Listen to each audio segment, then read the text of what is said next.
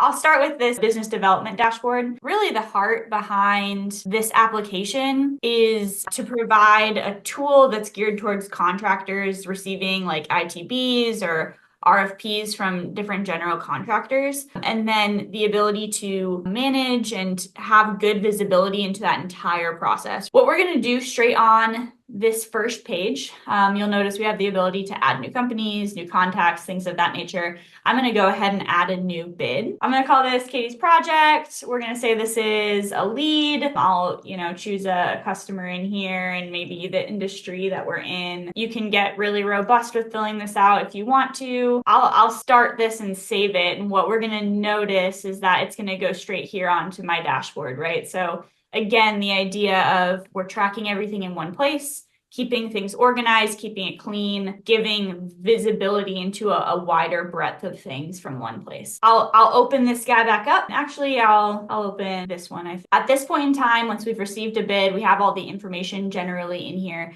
We can decide whether or not we're going to actually need to go through an estimating workflow for the bid. And if we are, we then determine whether, it's a self bid or whether we're actually going to send this over to the estimating team. And the sending it over to the estimating team is obviously going to be a slightly more robust workflow here. From here, we actually have the ability to see all of our live bids in one place. So I'll hop over to my actual list all bids report. So from here, we're going to see a series of different things, right? Most of it's just an overview of all the bids that I have in flight, whether we're doing self-bid or sending it to the estimating team, the status of what's going on, key dates that I need to keep in mind. So there's some really good, valuable information here.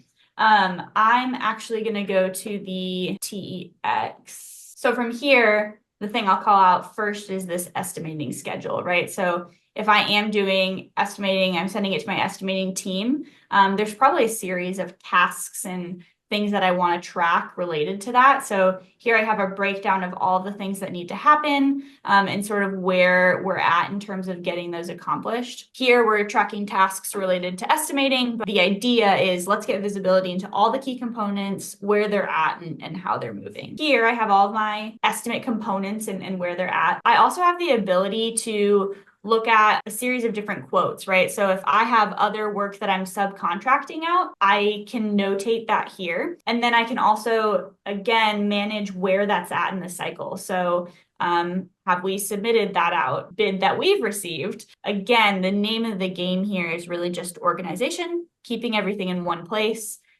giving you visibility into the whole process.